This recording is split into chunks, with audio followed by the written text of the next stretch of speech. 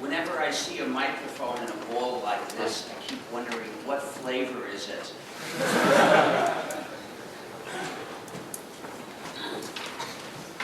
I want to start with some requests for you. First, if you take a photo of me, please do not put it in Facebook or Instagram. Facebook is a monstrous surveillance engine. It does surveillance on its users. I don't say its users because Facebook uses them. They're its users. And it does surveillance on everyone else on the World Wide Web to the extent it can. And if you put the photo of someone in Facebook, that gives Facebook one more way to do surveillance on that person. We could dispute whether putting a photo of your friend in Facebook is decent treatment of a friend. But if we don't know each other, that doesn't affect me. However, putting a photo of me in Facebook would hurt me. Please don't do it. Second, if you make a recording of this talk and you want to distribute copies, please do so solely in the formats and in the methods that are favorable to free software. Thus, please use the OGG formats or WebM. Don't use MP anything.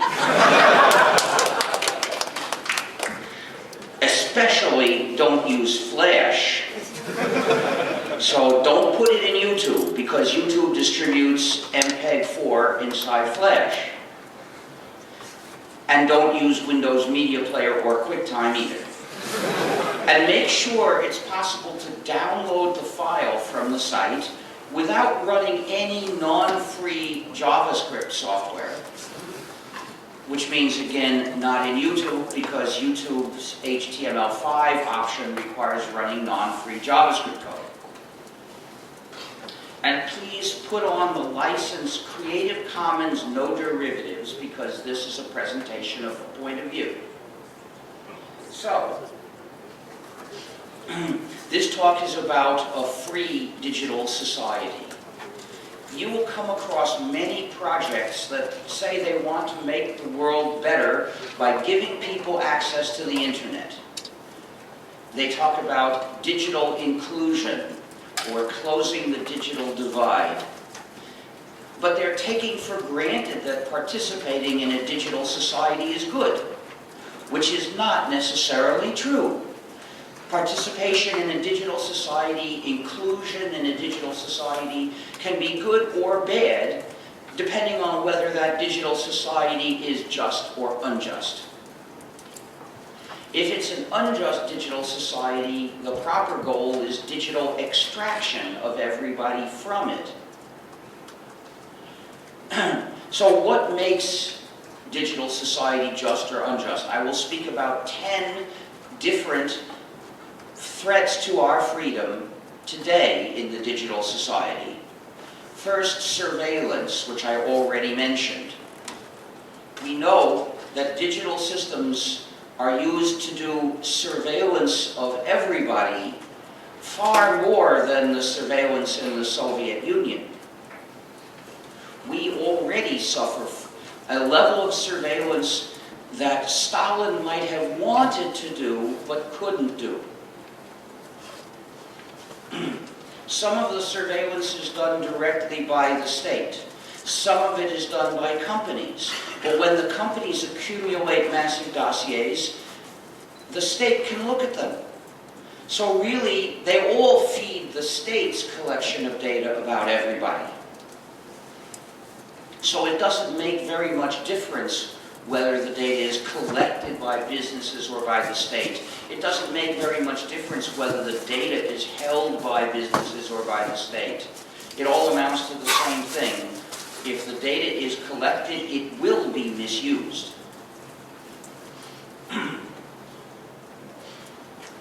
Some surveillance is done through our own, some surveillance, first of all, is done through our own foolishness. If you're used of Facebook, well, you're subjecting yourself to tremendous surveillance, and probably your friends as well, so don't do it. But assuming that you decline to participate in these addictive surveillance schemes, what next? There's still surveillance. We can't get out of it all so easily. Sometimes the surveillance is done through our own equipment. In particular, if it's running any non-free software. That non-free software is very likely spying on the user. We know of spy functionalities in various non-free programs and systems, such as Microsoft Windows, the software of the iThings. I call them iThings because they're really monsters. And Flash Player, Angry Birds, the Amazon Swindle, and nearly all portable phones. They all have specific, known, demonstrated spy functionalities. It's no coincidence that these are non-free programs. You see, with free software, the users control the program, and if it's spying on them, they can fix it so it doesn't spy.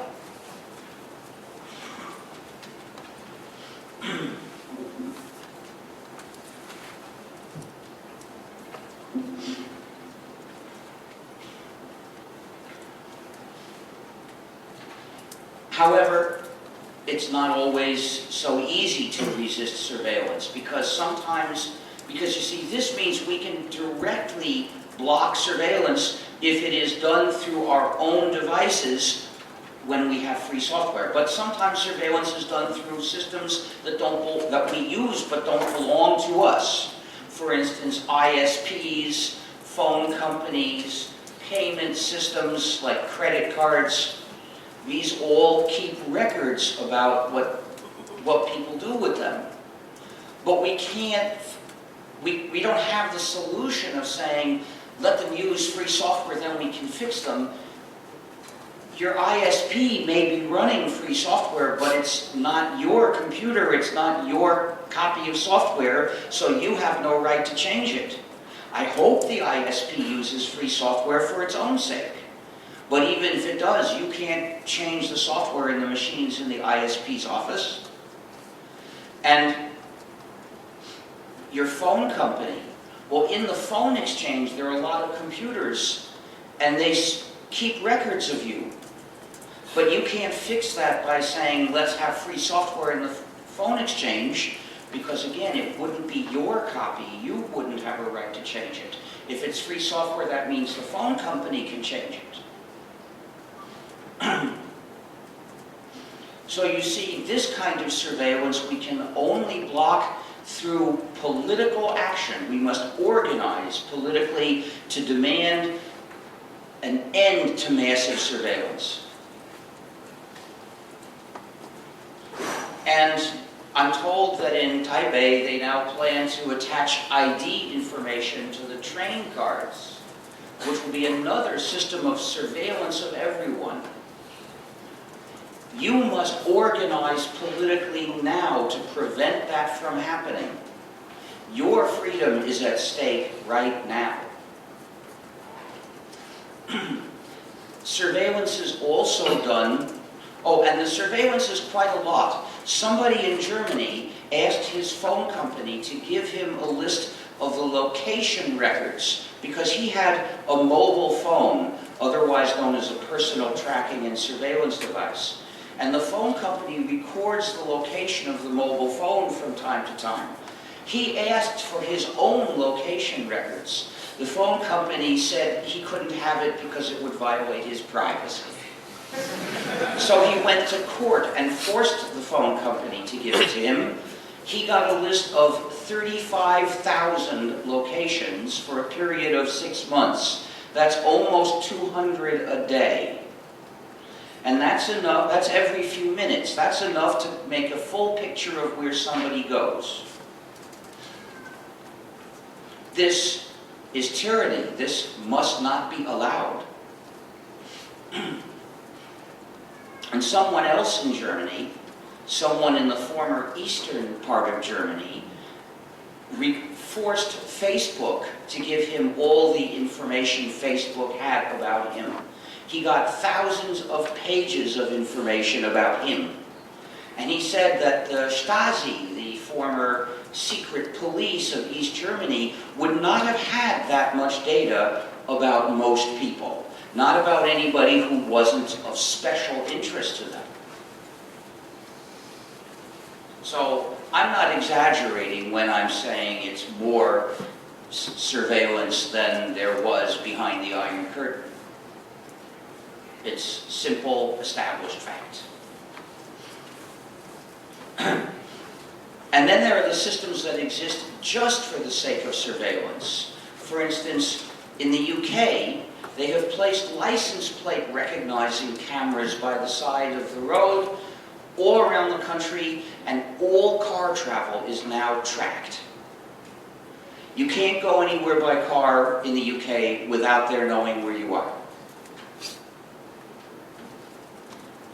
Why is this bad?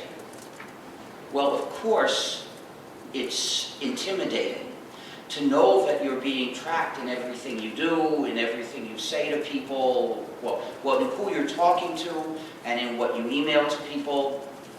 This is scary. It opens the possibility of repression. But there's an even worse danger in it that mostly people haven't noticed. It puts democracy directly in danger. You see, democracy means that the people control what the state does. But in order to control it, they have to know it. That people need to know what the state is doing. However, states have a tendency to do things secretly. How can we control the actions we don't even know about? There's a famous question. Who watches the watchman? Now we know the answer. Whistleblowers watch the watchman. Heroes like Edward Snowden. We depend on them to know what the state is doing so we can have the chance to exercise control. So, thank you, Edward Snowden. 3 cheers for Edward Snowden. Hip, hip, hooray. Join me. Hip, hip, hooray. Hip, hip, hooray. Hip, hip, hooray. Snowden demonstrated tremendous courage and careful planning. So he was able to escape. But the state tends to call whistleblowers criminals and go to any lengths to catch them and punish them for serving the public. So unless you have great courage and also careful planning, the careful planning of a Snowden, you're likely to be too scared to blow the whistle. And we need lots of whistleblowers. One whistleblower every decade is not going to tell us enough. So we need to make sure that it is safe to blow the whistle. If we want democracy, we must reduce the level of general surveillance to the point where they can't tell who talks with whom. In particular, where they can't tell who talked with a journalist. The U.S. recently imprisoned a whistleblower, another hero, for talking to a journalist. Here's what they did.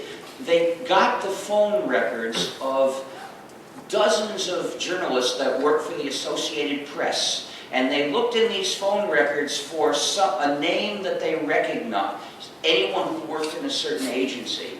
And they found somebody, and that's how they knew who the whistleblower was. See, if they can do this, they can catch the whistleblower.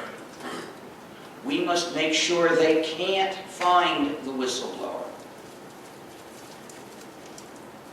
So we must require the redesign of digital systems not to do massive surveillance about everyone, not about people in general. The dossiers must not be made.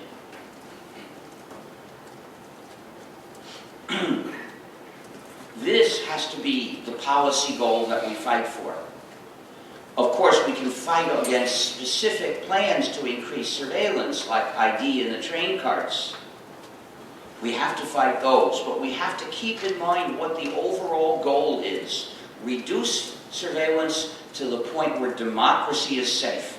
There are many methods for doing this. For instance, consider the difference between a security camera and a surveillance camera. A security camera makes a local recording and keeps it for a certain period of time. If a crime is reported in the place where the security camera is watching, people can collect their recording and look. But it would be too expensive to go there every week and collect all these recordings. So these security cameras are not helpful in massive surveillance of everyone. They're only helpful for catching criminals. But once you connect that camera to the internet, it becomes a surveillance camera because it's easy to collect all that video, run it through face recognition all the time, and keep track of everybody. So, we must have a law saying these cameras can't be connected to the internet. They can only make local recordings, which require physical access to look at them, and they can only be kept for up to a certain limited period of time, like 2 weeks.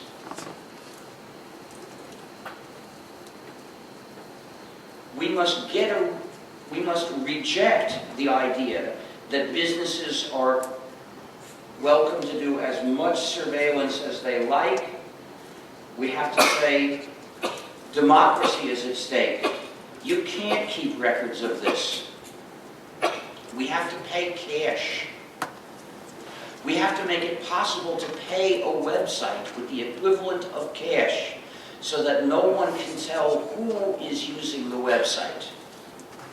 This is important to end surveillance on the internet because currently many websites are funded through advertising, but advertising on the net means tracking people.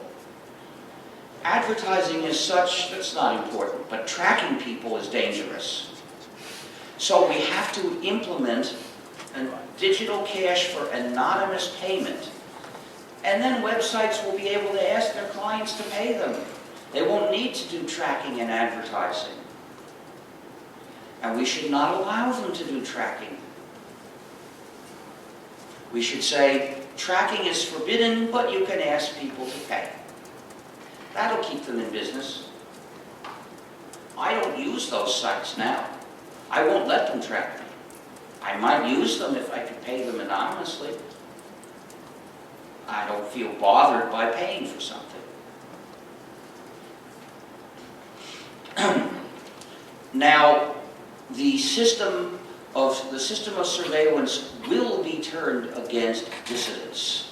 We have seen this in many countries, including the US and the UK, that the state works for business against the people and uses devious methods to attack protesters. For instance, in the UK, people suspected of planning to participate in a protest. I think it was against a coal-fired power plant that produces dangerous carbon dioxide pollution,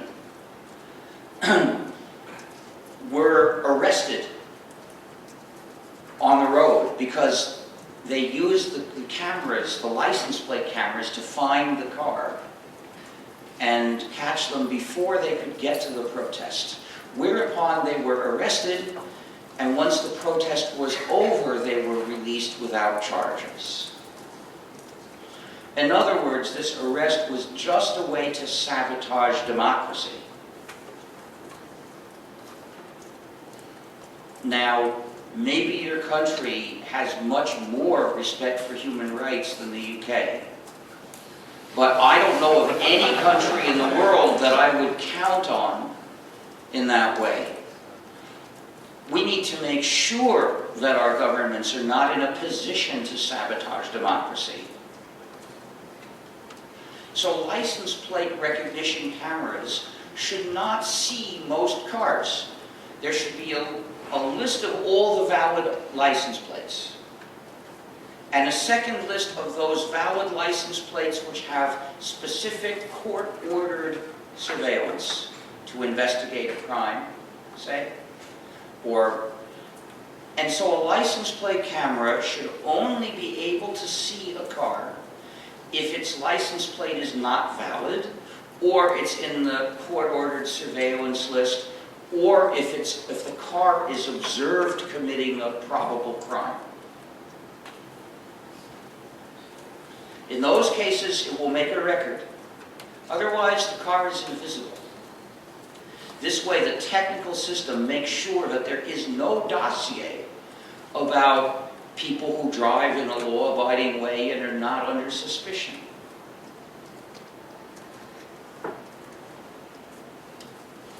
We have to design digital systems so that they don't build digital dossiers about everybody. In my article, gnu.org/philosophy/surveillance-vs-democracy.html, I propose many more methods to solve problems of this kind. The next threat to our freedom comes from censorship. Censorship is not new, but 20 years ago, we thought that the internet would make censorship too difficult, that it would defeat censorship. Now we know that governments can impose censorship on the internet if they're willing to spend a fair amount of money and generate a certain amount of anger.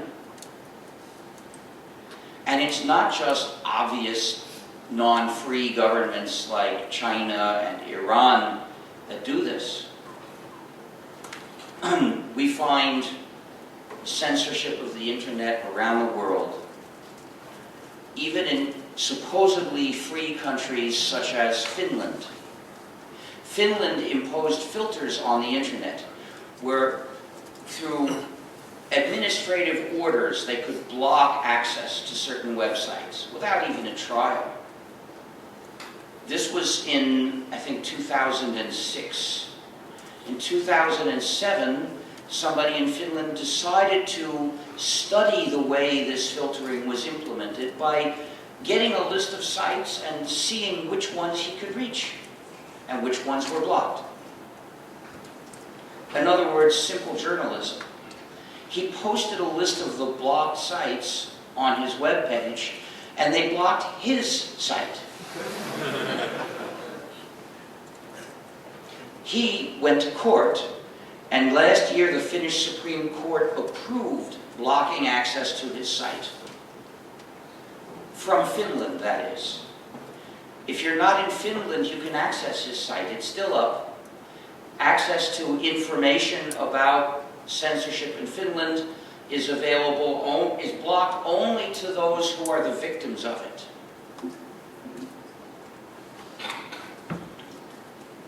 His list is out of date. He has not tried to update it since then.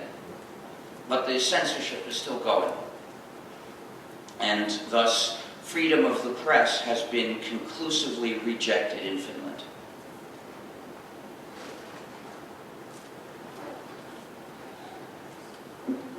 And I believe there are similar policies in some other Northern European countries.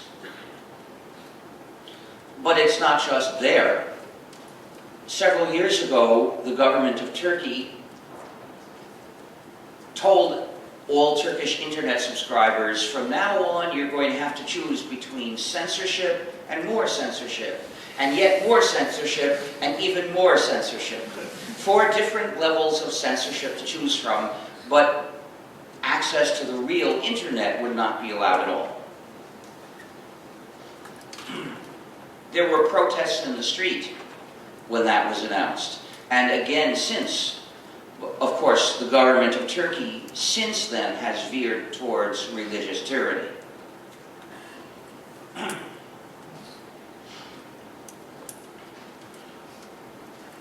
And then recently they did the same thing in the UK. There's a certain level of mandatory filtering, and then there's optional added filtering, blocking yet more. And if you have If you're wealthy enough to have your own internet connection, you can turn off the optional second level of filtering, and then you just have the first level of censorship. But if you have to use public access facilities, really both levels of censorship are imposed on you. Now, this is absolute tyranny, and they even block some political views. Well, you shouldn't be too surprised. In the UK, you can be imprisoned for having the wrong book.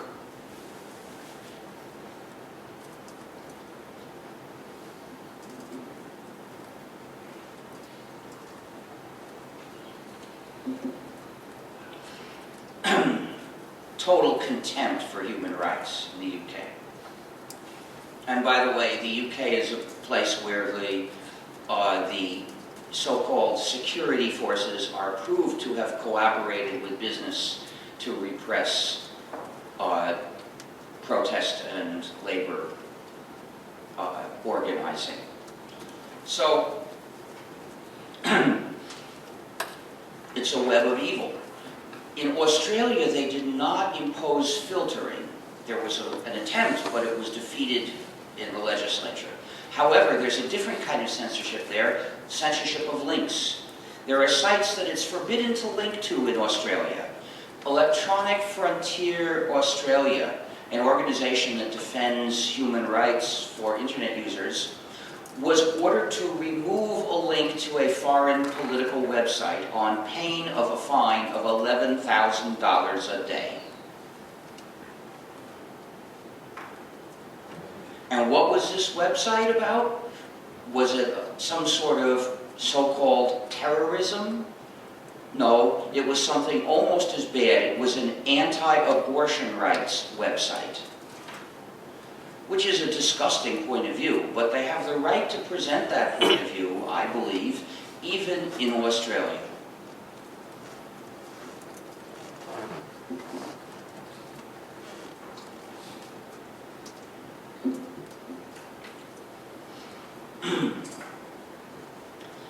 Well, there are other kinds of censorship too. In India, things can be removed from the internet based on the order of a functionary without even a hearing, if they're considered, for instance, to offend anybody's religion.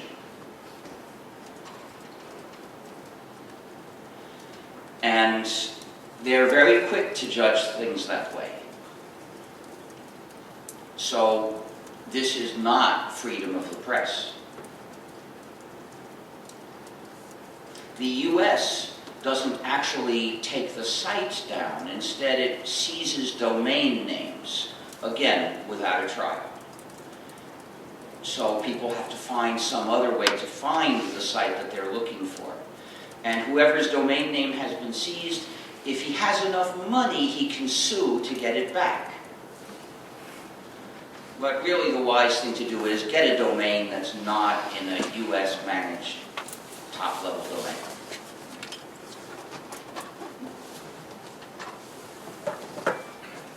So censorship has spread around the world, to including many supposedly free countries.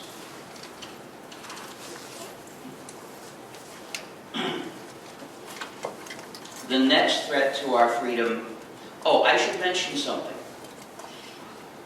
A lot of the impetus for imposing filters on the internet comes from the copyright industry. But in the past, they didn't admit their real motive. They would come up with excuses. For instance, pornographic depictions of minors were considered to be so horrible that they justified censorship. And a representative of the IFPI, the International Organization of Record Companies, said at an international meeting that he thought that so-called child pornography was the ideal excuse to get filters set up, and then they would be able to use it to block what they really wanted to block, namely access to sites where people share files. But nowadays, they're getting even more brash. Nowadays, they don't think they need to present an excuse. They come right out and admit that they want to abolish freedom on the internet so that they can stop people from sharing.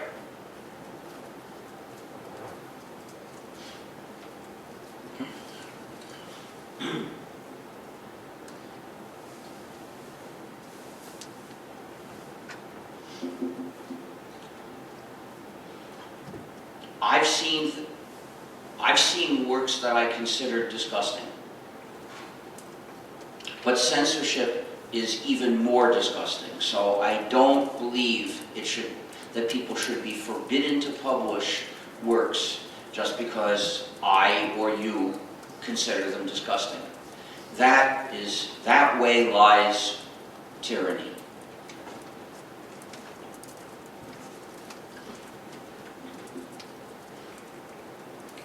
The next threat to our freedom comes from data formats that restrict the user. Sometimes these are secret formats. Then we call them digital restrictions mechanisms, or DRM. In other words, digital handcuffs.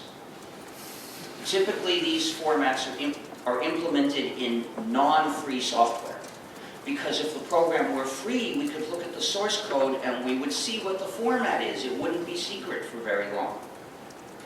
So, since our enemies are not stupid, they implement the secret format in a non-free program that the users have no control over. There are applications that save the user's data in a secret format in order to restrict how the user can use her own data.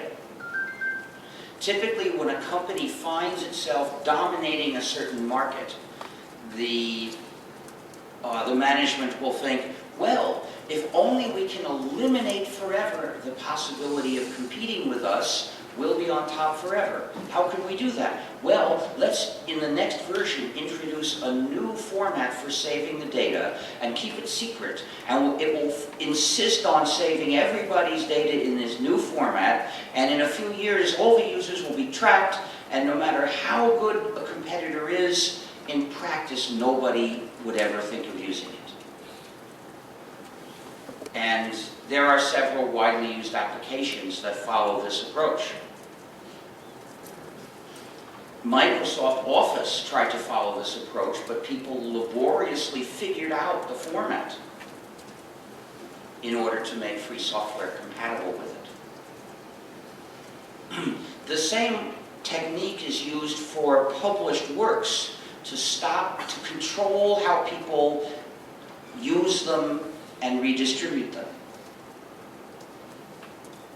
And this has been the excuse for perverting our digital technology, turning our digital devices from our servants to our prison guards. Most PCs made nowadays, as well as Smacintoshes, I see a number of Smacintoshes here, are designed with malicious hardware called HDCP, which transmits the video encrypted from the processor to the monitor, just to make it hard for people to make a recording of that video. So it's hardware that exists for no purpose except repression of the users.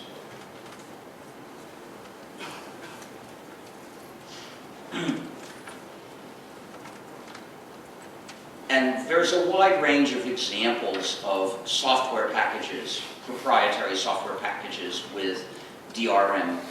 They include Windows, Mac OS, the software of the iThings, Flash Player, the Amazon Swindle, and by the way, did I mention the Amazon Swindle under surveillance? Because it does a lot of surveillance. All the commercial ebook readers do surveillance. And They even monitor which page of which book is being read at any time. The EFF did a comparison study and reported on this. It's not just the Swindle which does it. Of the devices they studied, there was not one that even came close to respecting users' freedom.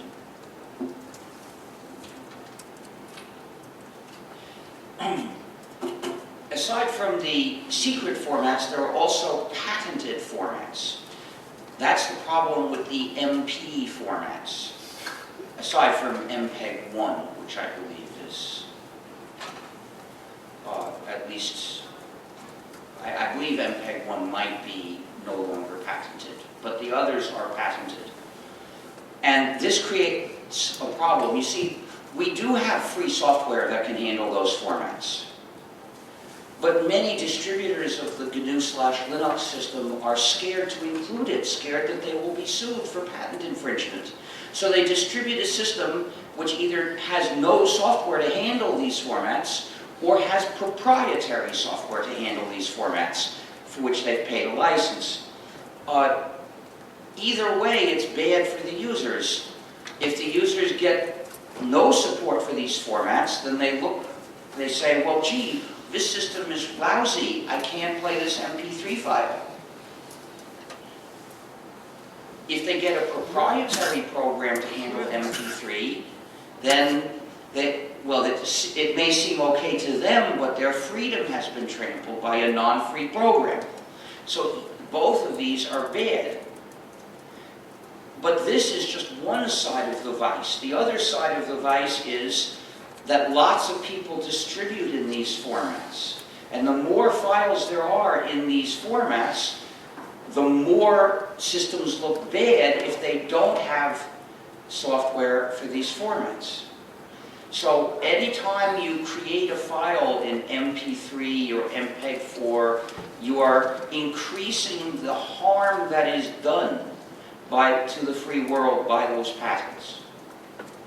That's why I say when people make recordings of my speeches not to distribute them that way.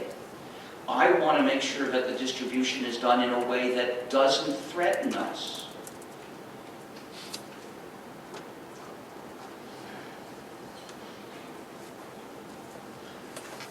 Of course, when you make these files for other purposes, you don't have to listen to me, but I hope you will be persuaded by the same reasons that persuade me and come to the same decision. Then there's the case of Flash, which is an unusual case. Flash has one feature for digital restrictions mechanism, but if you ignore that, and it's not often used, then aside from that, it's not patented and it's not secret. The problem is that Adobe changes it completely, has done so several times. So we have support for Flash version 8, but Flash version 9 was redesigned from zero. It would be more appropriate to say it was a totally unrelated format, although they just said it was version 9 instead of version 8. That sounds like it's going to be small additions or something. No, total rewrite from zero. Adobe has enough resources to make these total rewrites, and we don't have enough resources to implement and follow them. So the presence of Flash in a website is very harmful. Websites should not use Flash. If you come across anyone working on a website, please say, don't put in Flash. The next threat to our freedom comes from non-free software, software that the users don't control. You see, with software, there are only two possibilities. Either the users control the program, or the program controls the users. It's always one or the other.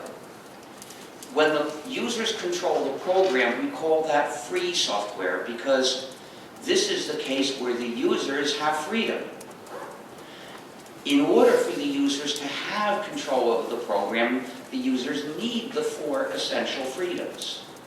Freedom 0 is the freedom to run the program as you wish, for whatever purpose. Freedom 1 is the freedom to study the program's source code and change it so the program functions for you as you wish and does your computing as you wish. With just these 2 freedoms, each user separately can exercise control over what the program does. Each user separately can make the program do what that user wants. But this separate control is not enough. First of all, because most users are not programmers. Most of the organizations that are software users don't do programming.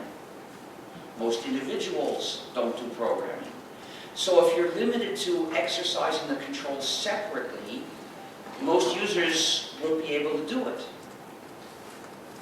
But even if you have programming abilities, the fact is a user nowadays will probably use hundreds or thousands of programs, and to understand and fix up all those programs is more work than one person can do.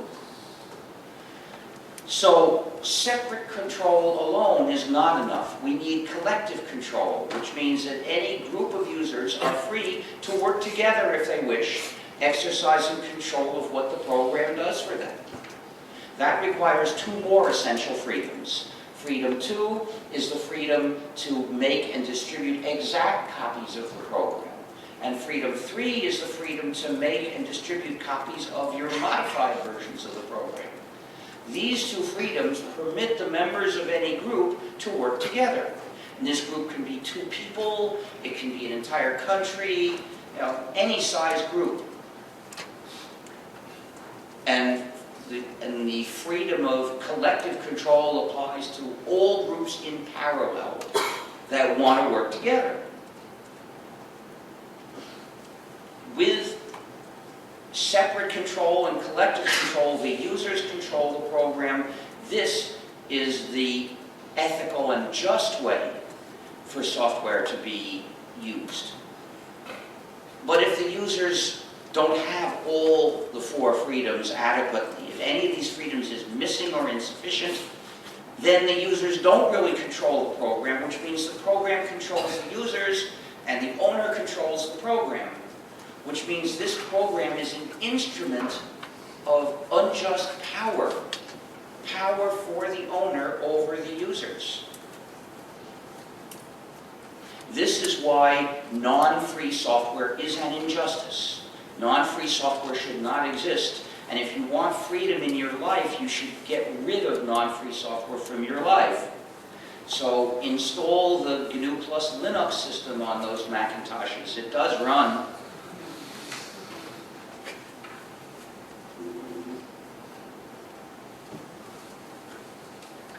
But what happens when the owner has power over the users?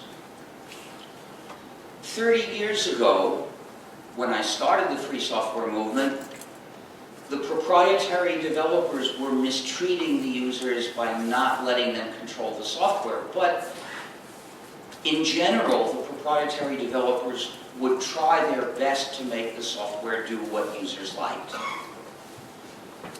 So that's quite different from today. Nowadays, it's normal practice for them to develop the software to do things users don't like. Because they're aware of their power, they're tempted by this to use that power to gain a further advantage over the users. The software development community has no ethics anymore, and they think it's fine to mistreat the users through this power. They give in to the temptation. In fact, they start the project planning how they're going to mistreat the users. That's part of the whole plan from the beginning.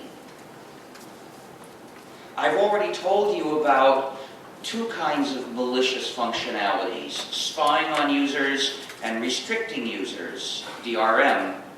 Well, there's a 3rd kind, namely backdoors. A backdoor means the program receives commands from somebody else, telling it to do something nasty to the user. We know of backdoors in Microsoft Windows, in the iThings, in the Amazon Swindle, and in nearly all portable phones.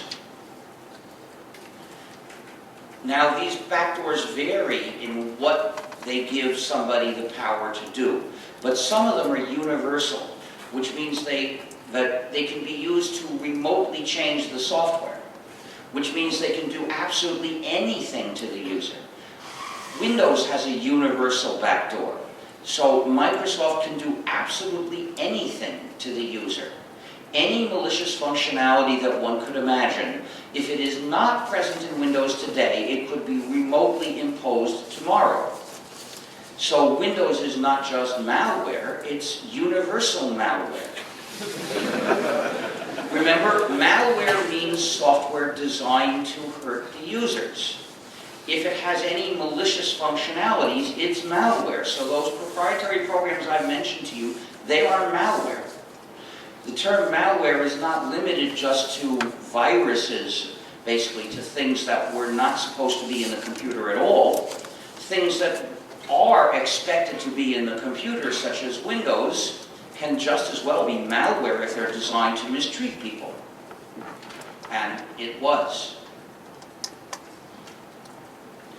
Portable phones also have a universal backdoor. And this has been employed to convert them into listening devices. This can be done remotely through the radio to change the software so that they listen all the time and transmit what they hear all the time. And they can listen to you even when you're not speaking into the microphone, because they can pick up your voice from across the room and transmit it. And they do this all the time without showing that they are doing anything. And if you think you can stop it and get privacy by switching off the phone, it pretends to switch off, but really stays running and listening and transmitting. The only way to stop it from listening is to take out all the batteries. I say all the batteries, because some phones have multiple batteries. There's a big one you can recognize and remove, and there's another one that'll be enough to keep it listening and transmitting for half an hour, which you don't recognize and can't easily be removed. And some phones don't allow people to remove any batteries. I wonder why. Well, this is why I don't have a portable phone. Portable phones are Stalin's dream. Stalin would have loved to have such a surveillance tool available, but technology was not advanced enough. So I don't have a portable phone. I don't think I ever will. If I'm in a bus and the bus is late and I need to tell someone, I ask the people around me, could you make a call for me? And so this way, I get to inform people, and Big Brother doesn't know it's me.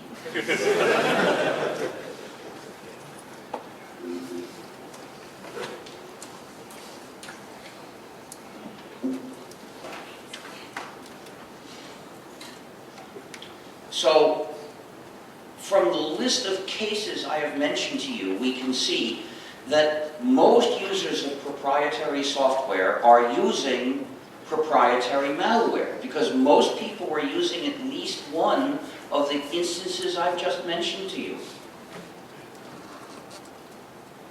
So most users of proprietary software are using some known proprietary malware.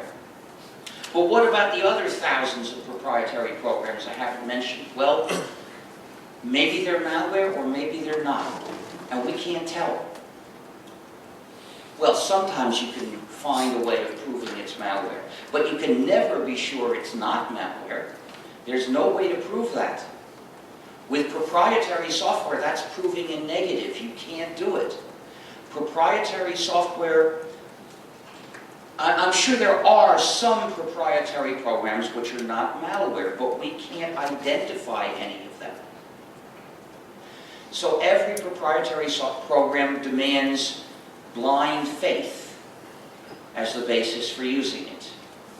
Some company says, trust us, we're a corporation. You know no corporation would ever mistreat people or lie. Well, what this means is proprietary software is software for suckers. So if you don't want your computer to mistreat you, insist on free software and free software only. With free software, we have a defense against malware, an immune system. It's not perfect. There are known cases of free software that is malware. People have, in fact, already made fixed versions that don't spy. But that doesn't necessarily make the malware disappear. But the temptation is much less, because we know that when we who develop free software, we know that we can't force anything on the users. We know that the users will be able to change anything in the program that they don't like. We know that if we make the software spy on people, we'll probably, or mistreat them in any way, we'll probably be caught, and they'll fix it, and we will be the ones who suffer in our reputation once we're caught. This is not so enticing. This is something people don't want to do. So the result is we don't feel the same temptation, and we don't go in for evil the way the proprietary developers do. In proprietary software, malware is the usual case. In free software, it's very rare. And the reason is we have a defense, whereas the users of proprietary software are defenseless.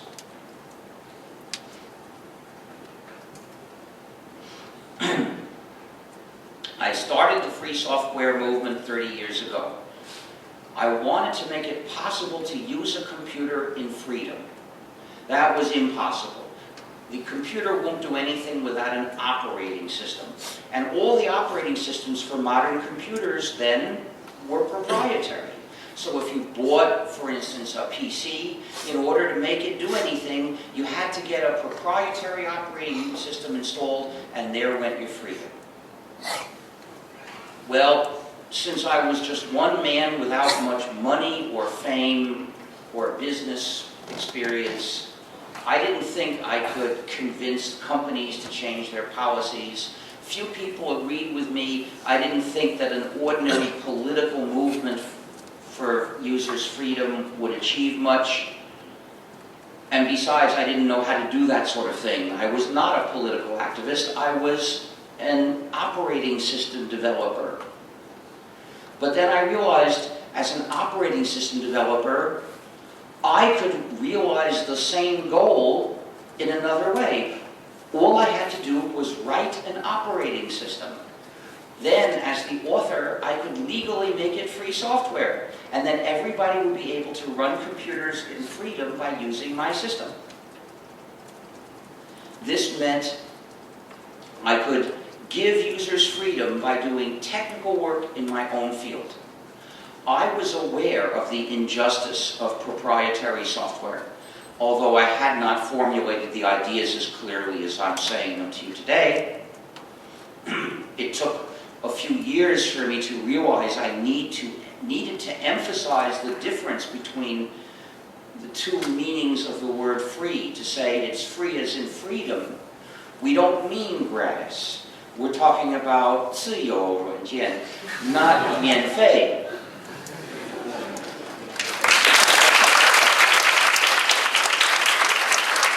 So I started saying, think of free speech, not free beer. And sometimes we borrow the French or Spanish word and we say libre software. And I make a point, whenever I'm saying that something is zero price, I call it gratis. I don't use the word free in that case. I'm trying to make it so that at least in my own words, you can tell whether I'm talking about freedom or price. Because when I'm talking about price, I say gratis. Every time I say free, I mean freedom. So, I was aware of the injustice of proprietary software, which most people didn't recognize as an injustice. I had the skills necessary to try to rescue people from this injustice, and it looked like nobody would do it if not me. That meant I had been elected by circumstances to do this work. It's as if you see somebody drowning, and you know how to swim, and there's no one else around, and it's not Bush. Then you have a moral duty to save this person. Perhaps that statement is too strong. There might be other people we could identify, such as Bush's torturers, and the people who, like Obama, that protect Bush's torturers, and then torturers of other countries. I don't know how many people about whom we might not want to affirm a moral duty to save them. Fortunately, I don't need to resolve these questions because I don't know how to swim.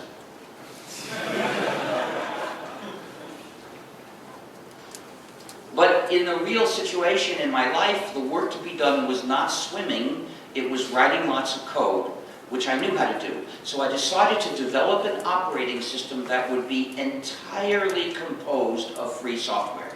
Every piece of this system would be free software, every line, because if one piece of the system is non-free, that piece tramples the user's freedom. In order to fully respect the user's freedom, every piece must do so. Every piece must be freedom-respecting free software. Then I decided to recruit others to help write it, to finish it sooner. Then I decided to make it a Unix-like system for technical reasons. Unix was a proprietary system. We could not use Unix and be free. But Unix had some technical advances, and it was popular. So, by making my system compatible with Unix, I could have the same technical advantages, and I could make it easy for Unix users to switch to my system, because they would already know how to use it. You'd use it just like using Unix.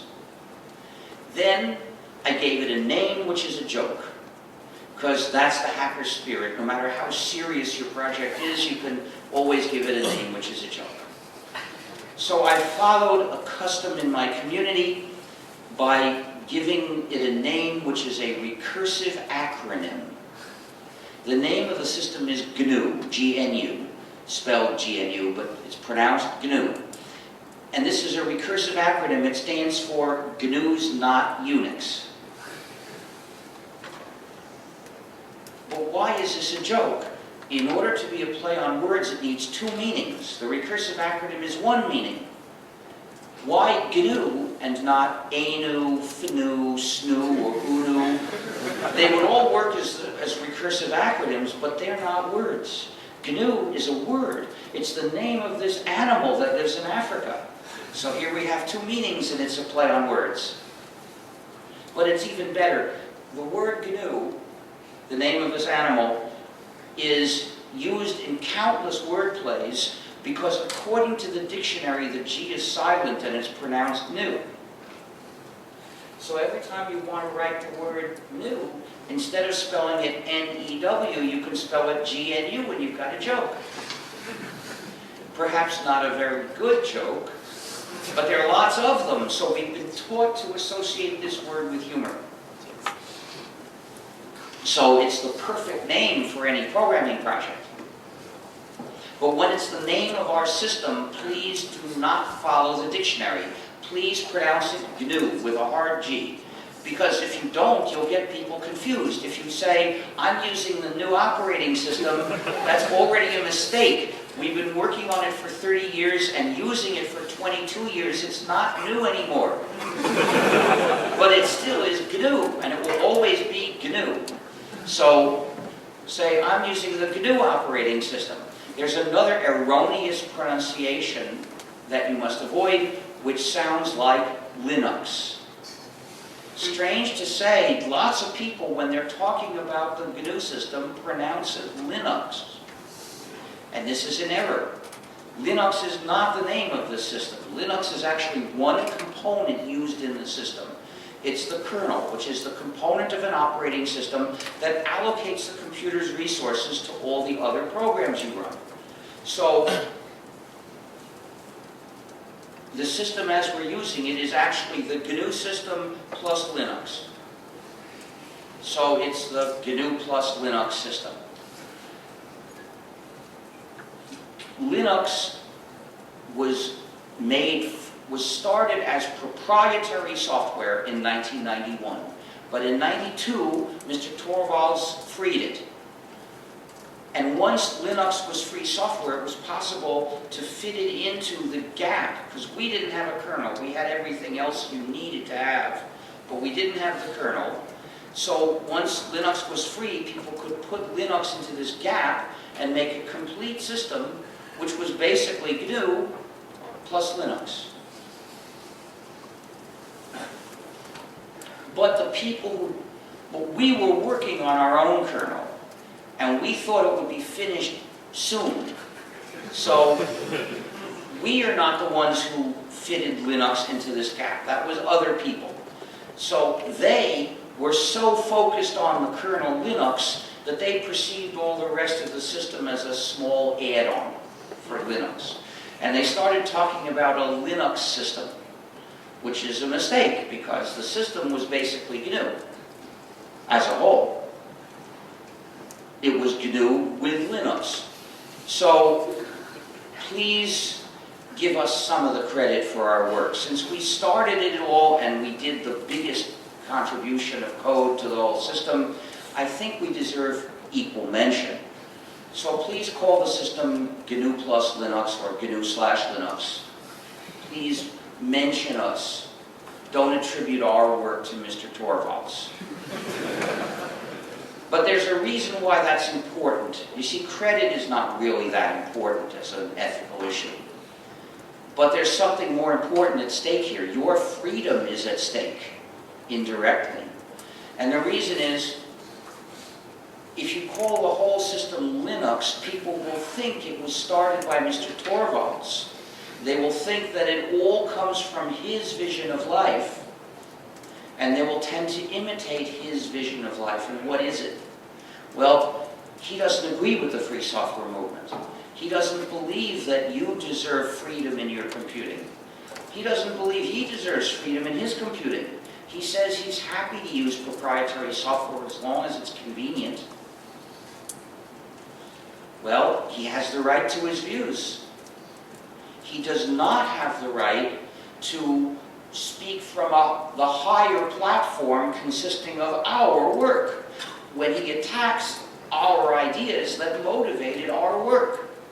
But that's exactly what happens when people attribute our work to him. And that's happening all the time in the press. You can go and look and see how many articles mention that the system is GNU/Linux and how many call it Linux. Well, they're working very hard to misattribute our work to him, and that leads people to follow him and not learn to value their own freedom. And that's what makes it so dangerous. Because we have a big fight on our hands to win freedom. And we need their help. We need your help. Well, when people understand what's at stake, they see why they should help. But Torvalds will never tell them that. If they think that he's the one to admire and follow, he'll never teach them to fight for their own freedom. He'll never mention the issue to them. And nowadays there's another similar obstacle, the term, quote, open source, unquote. You'll find that lots of people don't ever mention free or Tsuyo software. They talk about open source, which is a way of burying the ethical issue. The term open source was coined in 1998. At this point, the free software movement and the development of GNU had been going for 14 years. And we had a certain amount of momentum. But there were people in the free software community who, although they participated in practical ways, they didn't agree with us. People like Mr. Torvalds. Well, in 1998, they coined the term open source as a way of talking about the same software, but hushing up the ethical ideas. Well, it was intended to be the same software, but since they adopted a definition that's quite different, and that definition was interpreted by different people, naturally they didn't draw the line at exactly the same place we did. So they accepted certain licenses that we had rejected because they restricted the user too much. So there were a few programs under those licenses which were not free software, but they were open source. I don't know if those programs still exist, but nowadays there's a bigger practical difference. You see, there are products with Android which are tyrants, meaning that they don't allow replacing the executables. The kernel of Android is Linux. So the only thing that Android and gnu+linux have in common is this one program, Linux. Linux is released under version 2 of the GNU General Public License, which is the free software license I wrote. And in particular, it's a copyleft license.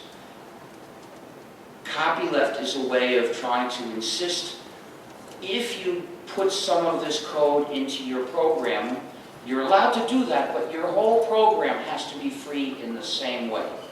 So you must respect the 4 freedoms when you distribute copies of your program, because it has some of our code in it. And we enforce this based on copyright law, which is why we call it copyleft. You can think of it as a copyright flipped over. Instead of a right-wing tool, it becomes a left-wing tool of defending freedom for everyone. So anyway, the GPL version 2 says you must distribute the source code to people when you distribute executables. So the makers of these products, they do provide the source code corresponding to the Linux executable. But the hardware is designed so that if the executable has been changed at all, the machine doesn't run, it shuts down. So what can you say about this? The source code is free. It's under the GNU GPL. But is the executable free? The user can't change it at all. Our conclusion is no, that executable is non-free, which meant that version 2 of the GNU GPL didn't do the job well enough. We had to prevent that problem. So in one of the many changes in version 3 of the GNU GPL is a requirement to give the user the installation information, saying, here's how, if you change the kernel source, or source of whatever program it might be, here, if you change the source of the program, if you distribute an executable with a physical product, you must provide the user with the installation information so that the user sees how to install her modified version of this program in such a way that no functionality is denied because of the fact she has modified it. This is required by version 3 of the GNU GPL, which Torvalds has declined to use because he prefers to allow the companies to make these tyrant devices. So, in any case, we look at this scenario and we say the source code is free, but the executable is not. But if you look at the criteria for open source, they are purely about the source code. So they look at this and they say it's open source, because they look at the source code and it carries a license, GPL version 2, which of course they agree is an open source license. So we are concerned with the issue of whether the user can control the computing, and they're not. This is the big practical difference between free software and open source.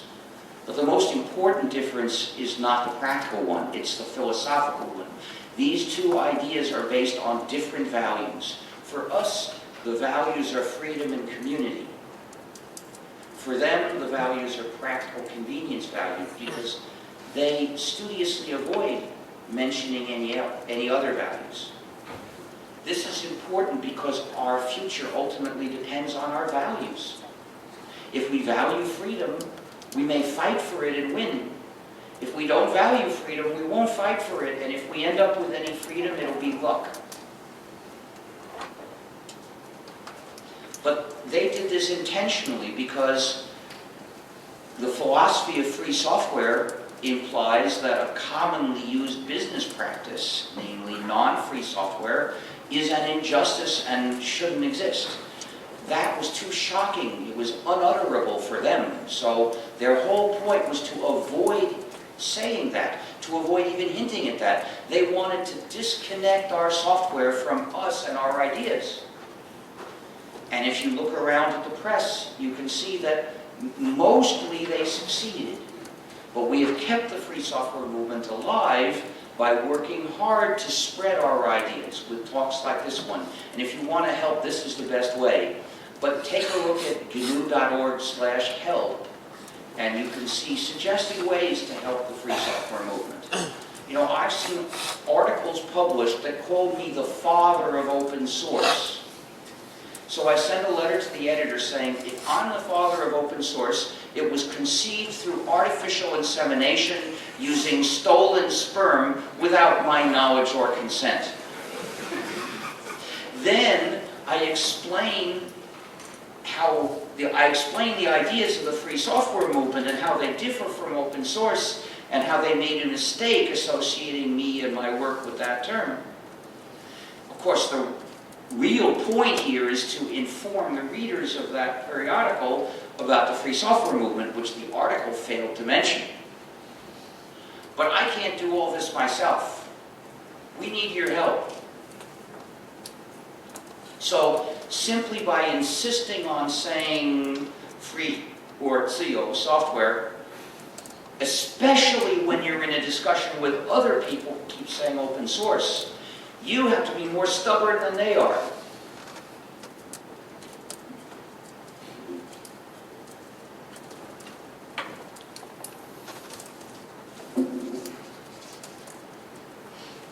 Nowadays, there are more than 1,000 different variants of the gnu/linux system. They're called distros. And almost all of them contain some non-free software because they're developed by open source supporters, people who don't see an injustice in having non-free software in their distro. They're not working for freedom. Look at gnu.org/distros for a list of around 10 or so free distros that commit to rejecting non-free software. So even though in the practical development of one program, it doesn't matter if the people are free software supporters or open source supporters, they can still participate in the same joint work. Still, your values will show up in other ways, in other decisions. Today, Torvalds' version of Linux contains non-free pieces. These are firmware programs. So his version of Linux is mostly free software, but some pieces are not. So we have to distribute our modified version of Linux, which is all free software. We just delete these non-free firmware programs, which are called blobs. So we make what we call Linux Libre, the free version of Linux. But what we really need is to replace those firmware programs with free software. To do that, we need reverse engineering. to figure out how to run those pieces of hardware so that someone else can write the free firmware. If you want to make a big technical contribution, this is the way. Learn reverse engineering. Of course, this talk is in the law school. I don't know if any of you are technical people, but this school should teach reverse engineering. Every school which teaches technical subjects should teach reverse engineering. It's tremendously important. It's also a career where you can make good money because there are not very many people doing it and you'd be in great demand.